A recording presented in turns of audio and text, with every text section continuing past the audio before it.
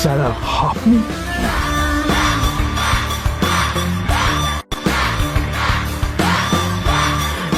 Extremely sorry sir.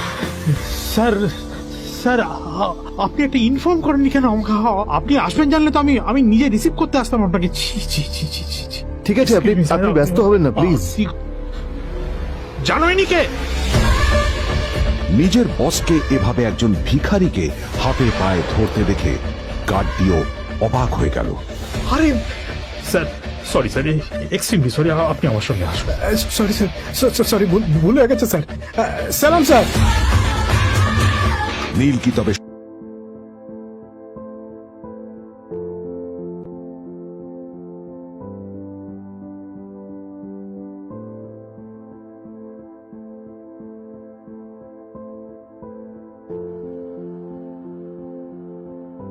আদ্রিতার চোখে নীল ছিল নিছকই একজন চাকর। সে সারাদিন আদ্রিতার ভাই ফরমাস খেটেও ওকে সন্তুষ্ট করতে পারত না।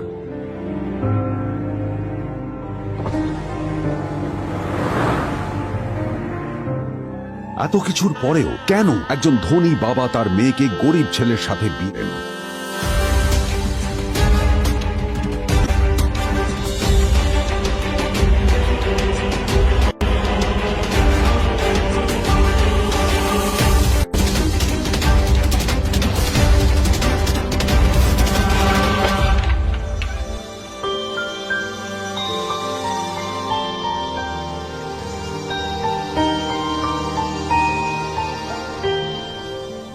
এবং তারপরে সেই মেয়েটি তার গরিব স্বামীর কাছ থেকে নতুন বছরে এমন একটা গিফট পেয়েছিল যে তার চক্ষু স্থির হওয়ার জোগাড় হয়েছিল। আর ওর স্বামী সম্পর্কে সত্যিটা জানার পর তো ও প্রায় অজ্ঞান হয়ে গিয়েছিল।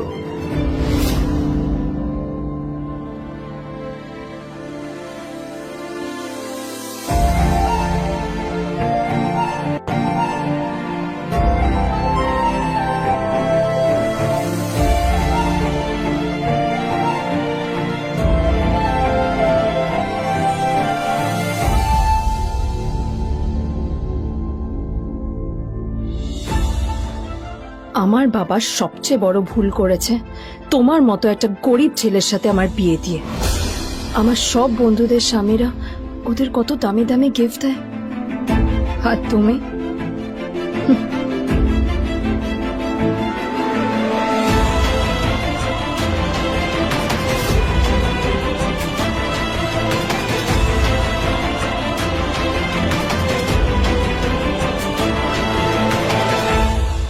আদ্রিতা তার বাবার কথায় নীলকে বিয়ে তো করেছিল, কিন্তু ও শর্ত দিয়েছিল যেন বাড়ির বাইরের কেউ না জানতে পারে যে নীল ওর স্বামী। নীল ওই বাড়িতে ঘর জামাইয়ের মতো থাকলেও ও যেন ওখানে একজন চাকর ছিল। সবাই ওকে অপমান করত। ওই বাড়িতে না ও ঠিক মতো খাবার পেত, আর না ওর কোনো আলাদা ঘর ছিল। কখনো কার্পেটের উপর ঘুমোতো, তো কখনো আবার পোষা কুকুরের ঘরের পাশে নীলকে ঘুমোতে হতো। হাত খরচ মেটাতে ও এক জায়গায় ওয়েটারের কাজও করত। আদ্রিতা তার বন্ধুদের বলেছিল যে আদ্রিতা বিদেশে বিয়ে করেছে আর তার স্বামী লন্ডনের একজন খুব বড় বিজনেসম্যান। কিন্তু যখন আদ্রিতার বন্ধুরা ওকে ওদের স্বামীদের দেওয়া দামি দামি গিফটগুলো দেখাতো, তখন লজ্জায় ওর ভিতরটা পুড়ে ছাই হয়ে যেত।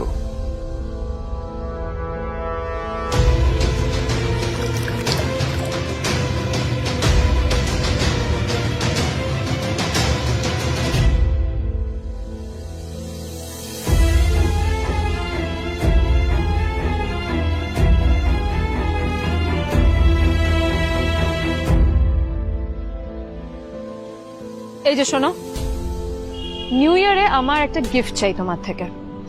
আর গিফটটা যেন দামি হয়, হ্যাঁ মানে খুব দামি, কয়েক লাখ টাকা। ওকে? কয়েক লাখ টাকা? কিন্তু অদ্রিতা, এত টাকা আমি একসাথে কখনো দেখিনি। তোমাকে এত দামি গিফট আমি কি করে দেব? এটা তো তোমার বিয়ে করার আগে ভাবা উচিত ছিল। একজন পুরুষ মানুষ হয়ে নিজের স্ত্রীর এইটুকু ইচ্ছা তুমি পূরণ করতে পারবে না? স্ত্রীর এই কথাগুলো নীলকে আহত করে। নিঃশব্দে ওখান থেকে চলে যায় নীল।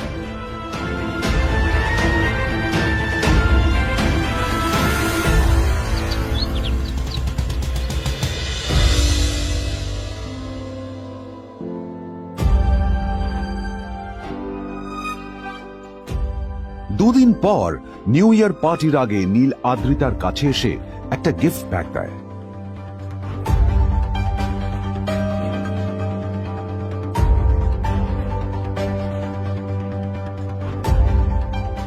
আদ্রিতা মুখ বেজার করে বাক্সটা খুলল, তবে তারপর বাক্সের ভেতরে গিফটটা দেখতেই ও চমকে গেল।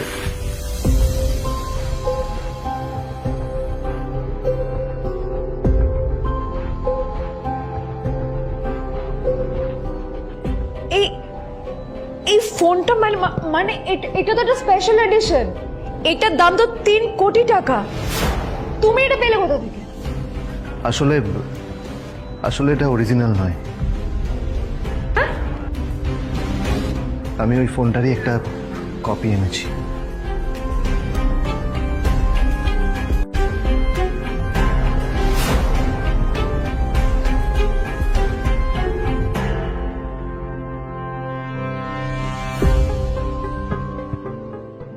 কিন্তু আদ্রিতার নীলের কথা একটু সন্দেহ হয়, কারণ ফোনটা দেখে একেবারেই আসল বলেই মনে হচ্ছিল। পরের দিনই আদ্রিতা ওই কোম্পানির শোরুমে গেল। এই ফোনটা একটু দেখুন না প্লিজ। ওয়াও, আচ্ছা ম্যাম, আপনি কি মিস্টার রয় চৌধুরীর বন্ধু? কে মিস্টার রয় চৌধুরী? ও আপনি কি ওই রয় চৌধুরী গ্রুপ অফ ইন্ডাস্ট্রিজ এর মালিকের কথা বলছেন? হ্যাঁ। না না, আমি ওনাকে চিনি না। আমি কেন, আমার মনে হয় কেউই ওনাকে চেনে না। বড় বড় মানুষেরাই ওনা দেখা পান না। আমিও কোনোদিন ওনাকে দেখিনি, কিন্তু সাডেনলি আপনি এই প্রশ্নটা করলেন কেন? অ্যাকচুয়ালি ম্যাম, আপনার হাতের এই ফোনটা আসলে এটা ফোনের স্পেশাল এডিশন। এই কাটিং, এই ডিজাইন, এই লোগো, এটা জাল করা ইজ নেক্সট টু ইম্পসিবল। আর গোটা ভারতে বিক্রি হওয়া এই ফোনের সেকেন্ড পিস এটা, যেটা মিস্টার রয় চৌধুরী কিনেছিলেন। সেজন্যই জিজ্ঞেস করছি ম্যাম, আপনি এই ফোনটা কোথা থেকে পেলেন? তবে কি নীলই মিস্টার রয় চৌধুরী, নাকি নীল এই ফোনটা চুরি করেছে? বেকার নীলের কাছেই কোটি টাকার ফোন কোথা থেকে এলো? নীলের সত্যিটা তাহলে কি? আর ও যদি সত্যি বড়লোক হয়ে থাকে, তবে ও নিজের শ্বশুর বাড়িতে খরচামাই হয়েই বা থাকে কেন? আদ্রিতা এসব কথাই মনে মনে ভাবছিল, তবে আদ্রিতার বিশ্বাস ছিল যে কোনো না কোনো মতলব করেই নীল এই ফোনটা আদ্রিতার জন্য নিয়ে এসেছিল। কিছুদিন পর আদ্রিতা সেই ফোনটার কথা ভুলে গেল। নীল সকাল সকাল ঘুরতে বেরিয়েছে বাইরে।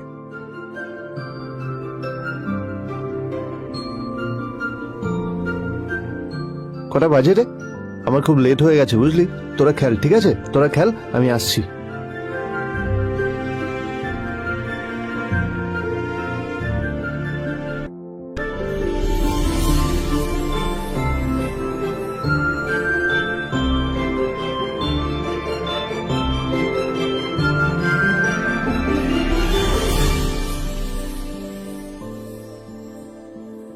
নীল, জল পড়ছে না কেন? দেখো না। নীল, নীল, নীল কোথায় গেল? নীল,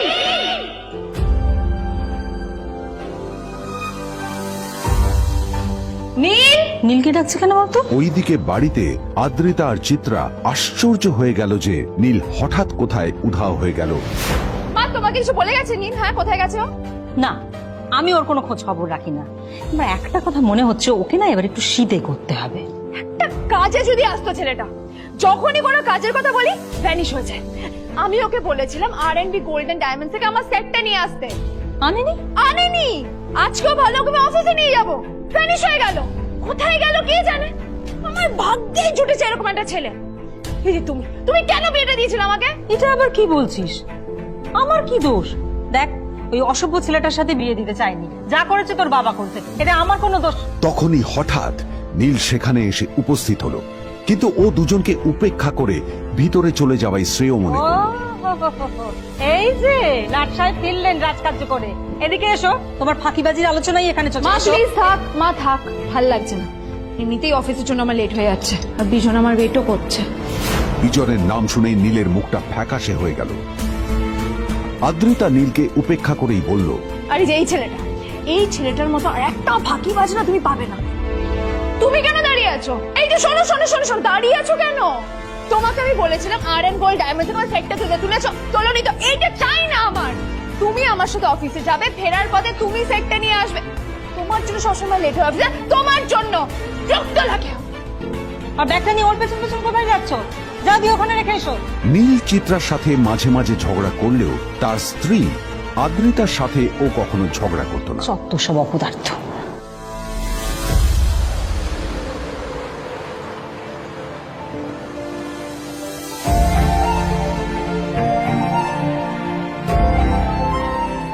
কিছুক্ষণের মধ্যেই তারা আদ্রিতার অফিসে পৌঁছে গেল।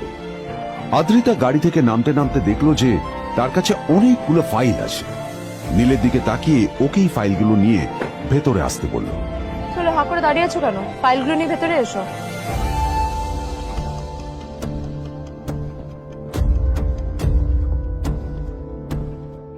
আদ্রিতা যখন ওর ক্যাবিনে পৌঁছলো তখন দেখলো সেখানে আগে থেকেই ওর বন্ধু এবং বিজনেস পার্টনার বিজন বসে ওর জন্য অপেক্ষা করছে।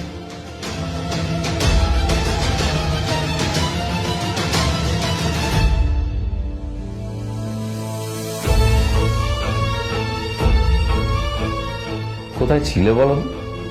আমি 1 ঘন্টা ধরে তোমার জন্য এখানে ওয়েট করছি। এই লোকটার কি কোনো কাজকর্ম নেই? 1 ঘন্টা ধরে বসে আমার স্ত্রী আদ্রিতার জন্য অপেক্ষা করছে। সরি বিজন, আমি খুবই দুঃখিত যে বাড়ির কিছু লোকের জন্য না আমার সবসময় লেট হয়ে যায়। আদ্রিতার কথা শোনার পর বিজনের 1 ঘন্টা অপেক্ষা করার অভিযোগ 1 মুহূর্তের মধ্যে মিলিয়ে গিয়েছিল। কি হলো, হাসছো কেন? লটারি পেলে নাকি? লটারি? হ্যাঁ, তুমি আসা মানে আমার কাছে লটারির থেকেও বেশি দাম। তবে তার থেকে কিঞ্চিত কম দামি একটা গিফট আমি তোমার জন্য এনেছি।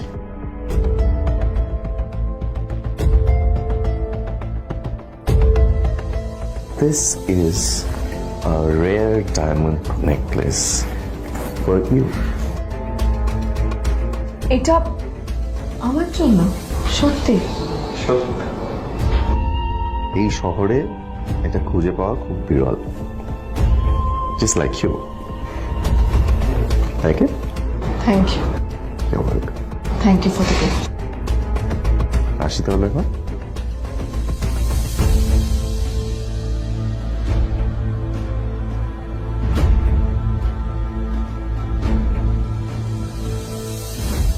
আদ্রিতা, আমি আজ পর্যন্ত তোমাকে কোনো রকম উপদেশ দিইনি, কিন্তু আজ আমি তোমাকে বলতে বাধ্য হচ্ছি। এই যে এই লোকটা তোমাকে শুধুমাত্র ইমপ্রেস করার জন্য একটা নকল সস্তার হীরের গয়না দিয়ে গেছে। এরকম একটা লোকের সাথে তোমার মেশা উচিত না। ভবিষ্যতে কিন্তু তুমি বিপদে পড়বে। আদ্রিতা, আমি তোমাকে কথা দিচ্ছি, আমি তোমার জন্য আসল রেয়ার একটা হীরের গয়না এনে দেবো, এর চেয়েও দামি, এর চেয়ে অনেক অনেক বেশি দামি। তার জন্য আমাকে যাই করতে হোক না কেন, আমি তোমাকে একদিন ঠিক এনে দেবো, ঠিক এনে দেবো তোমাকে। তাদের বিয়ে হয়েছে 2.5 বছর। এর মধ্যে প্রথমবার তার মনে হলো নীল তার জন্য লড়াই করছে। নীলের এই রূপটা দেখে আদ্রিতা চমকে গেল। আজ প্রথমবারের মতো আদ্রিতার মনে প্রশ্ন এলো, নীলকে নিজের থেকে দূরে সরিয়ে রেখে আমি কি কোনো ভুল করছি? না না, এটা আমি কি ভাবছি? বিজন আমার বিজনেস পার্টনার, ও আমাদের মেইন ইনভেস্টর। নীলের এই অ্যাকশনের কারণে বিজন আমার কোম্পানি থেকে ব্যাক আউট করে গেলে কি হবে? না না না না না, নীলের জন্য আমি আমার এত বছরের পরিশ্রমকে জলে দিতে পারি না। আমার নীলকে নয়, আমার বিজনকে প্রয়োজন। এইসব ভাবতে ভাবতে আদ্রিতার নীলের উপর রাগ হতে শুরু করে। আদ্রিতার রাগ তখন চরমে উঠে যায়। আজ প্রথমবার নীল আদ্রিতার সাথে খারাপ ব্যবহার করেছে। How dare you! তোমার এত বড় সাহস! হ্যাঁ, তোমাকে কে অধিকার দেয় বলো তো যে তুমি আমারই অফিসে দাঁড়িয়ে আমাকেই এতগুলো উল্টোপাল্টা কথা তুমি শোনালে? তোমাকে এখানে আনাই আমার ভুল হয়েছে। সবচেয়ে বড় ভুল হয়েছে। এবার চুপচাপ এখান থেকে বেরিয়ে যাও, right now. Get out. Neel আদ্রিতার এই কথার কোনো উত্তর দিল না। নীল জানতো যে ও যতই কথা বাড়াবে আদ্রিতা ততই বেশি রেগে যাবে। আদ্রিতা যেন তেন ভাবে নিজের রাগ চেপে ব্যাপারটা ওখানেই শেষ করার চেষ্টা করলো, কিন্তু ও তো জানতো না যে ব্যাপারটা তখন সবে শুরু হয়েছে। কি হলো, শুনতে পাচ্ছিস না? কালা নাকি? আমারই সামনে দাঁড়িয়ে আমার কেনা গিফট নিয়ে তুই মজা করলি? কত বড় সাহস রে তোর! নিজেকে তো বিক্রি করে দিলে ওরকম একটা ডায়মন্ড নেকলেস তুই কিনতে পারবি না। তোর এই গরিবের পারফিউম, সস্তা শার্ট, পায়েটা ফাটা চপ্পল নিয়ে নিজেকে বড় হিরো মনে করছিস? তোর নিজের কত দাম সেটা তোর নিজের জানা উচিত। Zero, big zero. সালা খরচা মাই। চল।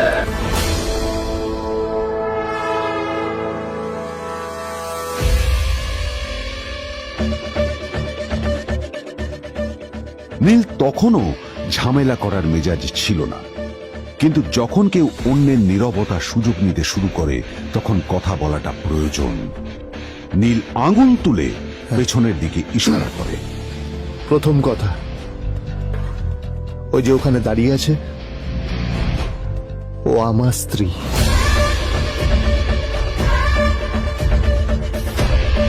তাই আমার স্ত্রীকে তোমার নেকলেস দেওয়ার কোনো অধিকার নেই। ওকে যদি নেকলেস দিতে হয় তাহলে আমি দেব। তাই এসব ফ্রডগিরি বন্ধ করো। আর দ্বিতীয় কথা,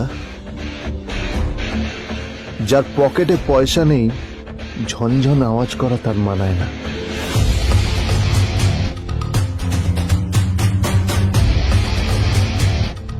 নীল বিজনকে তার সোয়াগ দেখিয়ে বেরিয়ে গেল।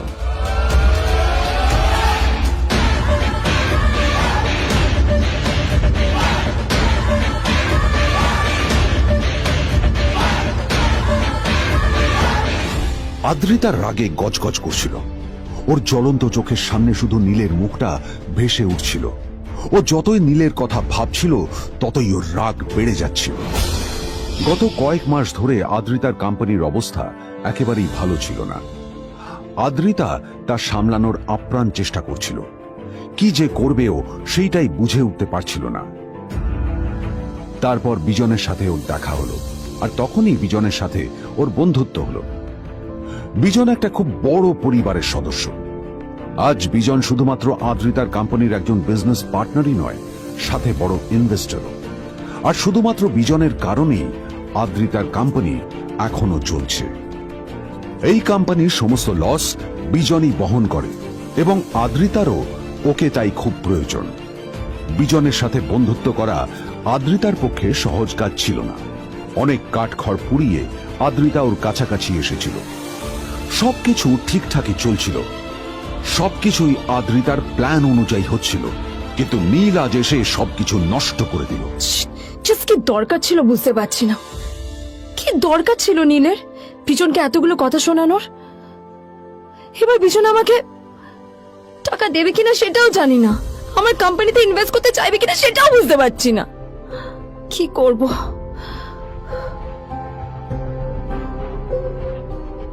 এখন আদ্রিতা ওকে কিভাবে বোঝাবে? ভুল করে যদি বিজন ওর টাকা ফেরত চায় তবে আদ্রিতার কোম্পানি সেন কর্পোরেশন খুব বড় সমস্যায় পড়ে যাবে। তারপর কি হবে? সেন পরিবারের দেখভাল কে করবে? এইসব ভাবতে ভাবতে আদ্রিতা নিজের উপরেও রেগে গেল। আসলে দোষটা ওর নিজেরই। আদ্রিতা কেন নীলকে ওদের মাঝে আনতে গেল? নীলকে অফিসে নিয়ে আসারই বা কি দরকার ছিল? আর যদি সে নীলকে সাথে করে না আনতো তাহলে বিজন এখন ওর সাথেই বসে থাকতো।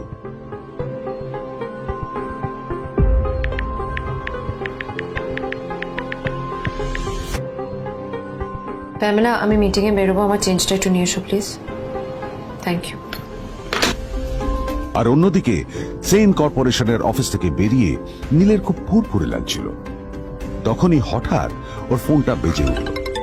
ফোনটা ছিল মিস্টার রায় চৌধুরীর। তিনি ছিলেন শহরের সব থেকে বড় বিজনেসম্যান। হ্যাঁ মিস্টার রায়চৌধুরী, আমি আপনাকেই ফোন করতে যাচ্ছিলাম। আমি একজন বিশেষ লোক লোকের সাথে তোমার একটা মিটিং ফিক্স করেছি। ওর অ্যাড্রেস আমি তোমাকে টেক্সট করে দিয়েছি। আমি চাই তুমি ওই লোকটার সাথে মিট করো। ঠিক আছে, আমি যে কোনো কারোর সাথে দেখা করতে পারি, কিন্তু তার জন্য আপনাকে আমার দুটো শর্ত মানতে হবে। প্রথমটা, আমার জন্য একটা রেয়ার হীরের নেকলেস আপনাকে জোগাড় করে আনতে হবে।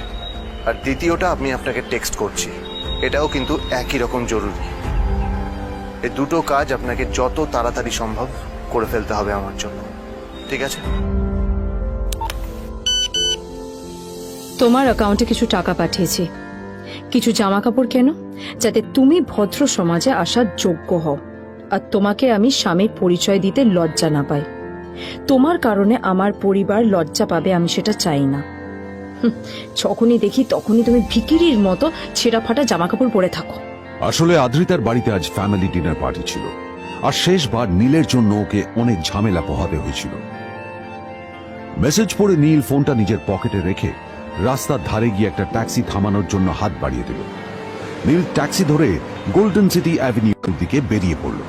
গোল্ডেন সিটি অ্যাভিনিউ শুধু কলকাতারই নয়, এটা ছিল সারা পশ্চিমবঙ্গের সবচেয়ে বিলাসবহুল সোসাইটিগুলোর মধ্যে একটা। আসলে এই সেই জায়গা যেখানে মিস্টার রায়চৌধুরী আজ তার জন্য গোপন মিটিং ফিক্স করেছিলেন। কিন্তু নীল কার সাথে দেখা করতে যাচ্ছে এ সম্পর্কে ওর কোনো ধারণাই ছিল না। যখন নীল সেখানে পৌঁছলো, পুলভিলার বাগানে বসে থাকা লোকটিকে দেখে রাগে নীলের রক্ত ফুটতে শুরু করলো। নীল ওখানে না দাঁড়িয়ে বেরিয়ে গেল। তখনই হঠাৎ একটা মেসেজ এলো। আসলে আজ আদ্রিতার ফ্যামিলি গ্যাদারিং এ যাওয়ার আগে নীলকে ওর হাই স্কুলের রিইউনিয়নেও যেতে হতো। গ্র্যাজুয়েশনের পর এত বছরে এই প্রথম নীল তার কোনো কলেজ বা স্কুলের রিইউনিয়নে যাচ্ছে। এতগুলো বছরে নীল তার কোনো বন্ধুর সাথেই দেখা করেনি। নীলের তার পুরনো সহপাঠীদের কথা মনে পড়তে লাগলো, যাদের সাথে ও স্কুলে মজা করত। আজ আবার ওদের সকলের সাথে নীলের দেখা হবে।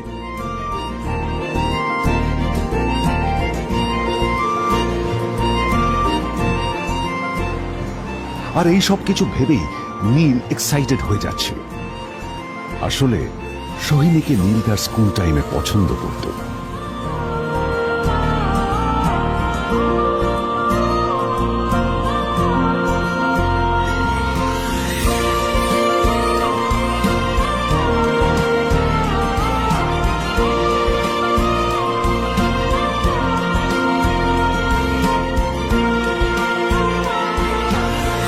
অন্যদিকে সেম কর্পোরেশনে ইনভেস্টরদের সঙ্গে আদ্রিতার মিটিং একেবারেই ভালো যায়নি। তাকে দেখে বেশ গম্ভীর মনে হচ্ছিল।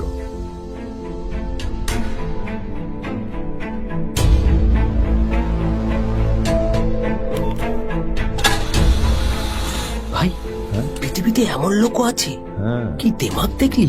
হ্যাঁ, কাজকর্ম তো কিছু করার নেই, আর কিছু করেও না। হ্যাঁ, শুধু চলে এসছে আমাদের ম্যাডামকে রাগাতে। এই 1 বছরে না কিচ্ছু বদলায়নি। আরে আমি তো ভেবেছিলাম যে এর সাথে ম্যাডামের আর কোনো সম্পর্কই নেই, কিন্তু না, এখন যা দেখছি উল্টে ম্যাডামের মাথায় উঠে নাচছে। আমার মাঝে মাঝে মনে হয় এদের দুজনের বিয়ে কিভাবে হলো। আর বিয়ে তো অনেক পরের কথা, 2 বছর হয়ে গেল এদের এখনো ডিভোর্স হলো না। হ্যাঁ, আমার তো ভাবলে কিরকম অবাক যা লাগছে। বলেছিস।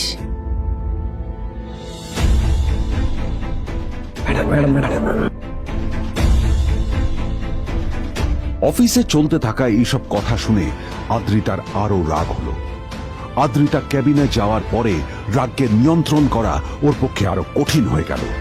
ও তখন বুঝতেই পারছিল না যে ওর রাগ কিভাবে নিয়ন্ত্রণ করবে। আদ্রিতা এটাও ভাবছিল যে নীলের জন্য ওকে আর কত অপমানিত হতে হবে। এসব ভাবতে ভাবতেই আদ্রিতার চোখ গেল ওর বাবার ছবিটার দিকে।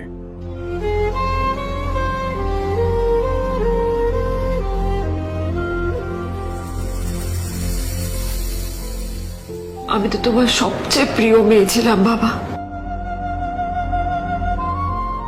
তাই তাই আমি সবসময় ভেবেছি যে তুমি আমার জন্য যাকে সিলেক্ট করবে সে সব থেকে শ্রেষ্ঠ হবে। তাই আমি নিজে থেকে কখনো কোনো রিলেশনশিপে যাইনি, আর তোমার কাছে বিয়ের কোনো শর্তও রাখিনি। কিন্তু কিন্তু তুমি না আমার সাথে কি করলে? এই গাধাটার সাথে আমাকে বিয়ে দিলে। আমার আমার জীবনটা নষ্ট হয়ে গেল, শেষ হয়ে গেল।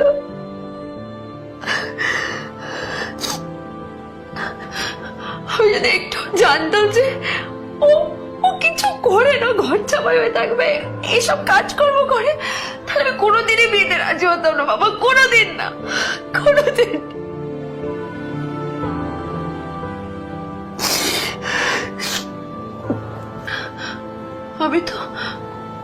আমি তো সবসময় ভাবতাম যে বাবা মারা তাদের সন্তানের ভালো চায়, কল্যাণ চায়, তাদের জন্য চিন্তা করে।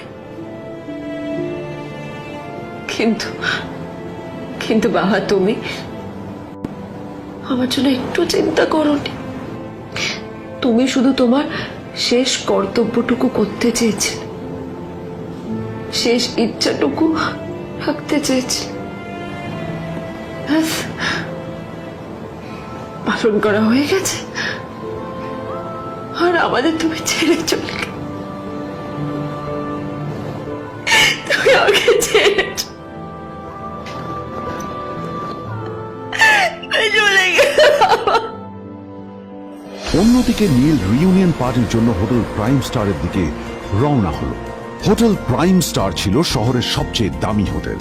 ওখানে শহরের সব বড় লোকেরা যাতায়াত করত। নীল যখনই তার পুরনো বাইকটা নিয়ে ওখানে পৌঁছলো, ওর পুরনো জামা কাপড়, পুরনো বাইক আর ওর পায়ে ছেঁড়া চপ্পল দেখে সিকিউরিটি গার্ড ওকে গেটের বাইরেই আটকে দিল। থাম থাম, এই কোথায় যাচ্ছিস শালা ভিখিরি? না না দাদা, আপনি আমাকে ভুল বুঝছেন। আসলে আমাকে ইনভাইট করা হয়েছে, আমি এই হোটেলেই এসেছি। শালা মিথ্যে কথা বলার জায়গা পাস না? হ্যাঁ, মিথ্যে কথা বলার আগে নিজের চেহারাটা তো দেখতিস। এটা একটা প্রাইম হোটেল, বুঝেছিস? এখানে সব শহরের বড় বড় লোকেরা তাদের বড় বড় গাড়ি নিয়ে আসে। শালা তোর মতো একটা ভিখিরি একটা ফ্যাট প্যাটে আওয়াজ বের করা বাইক নিয়ে চলে এসেছিস, আর আমি তোকে ঢুকতে দেবো না দাদা, আমাকে ইনভাইট করা হয়েছে। আমাকে শুনুন, শুনুন না, আরে চল, আমাকে একবার ঢুকতে দিন আমাকে। নীল পড়ে যেতেই একটা দামি গাড়ি ওখানে এসে দাঁড়ালো। এই গাড়িটি আর অন্য কারো নয়, হোটেল প্রাইমের মালিক মিস্টার খান্নার ছিল। কি হচ্ছে কি এটা? হোটেলের গেটের সামনে এসব এসব ক্যাশ চলছে এখানে। হোটেলের বদনাম হবে না এতে? স্যার দেখুন না, এই যে ভিখিরিটা হোটেলে ঢুকতে যাচ্ছে, আমি বারণ করছি, শুনছে না স্যার? ছাড়া, আপনি কি করতে আছেন? কে, কি হচ্ছে দেখি দেখি কে? মিস্টার খান্না তার চশমা খুলে নীলের দিকে দেখলেন, আর ওনার মুখটা হাঁ হয়ে গেল।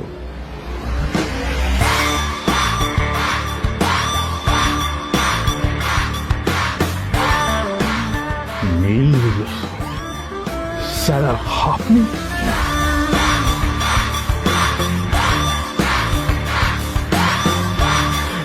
Extremely sorry sir. Sir sir, আপনি একটা ইনফর্ম করেননি কেন আমাকে? আপনি আসবেন জানলে তো আমি নিজে রিসিভ করতে আসতাম আপনাকে। ছি ছি ছি ছি ছি ছি। ঠিক আছে, আপনি ব্যস্ত হবেন না প্লিজ। জানোইনি কে? নিজের বসকে এভাবে একজন ভিখারিকে হাতে পায়ে ধরতে দেখে গার্ডটিও অবাক হয়ে গেল। আরে sir, sorry sir, extremely sorry, আপনি আমার সঙ্গে আসবেন। সরি স্যার, সরি, ভুল হয়ে গেছে স্যার। সালাম স্যার। নীল কি তবে সত্যিই একজন খুব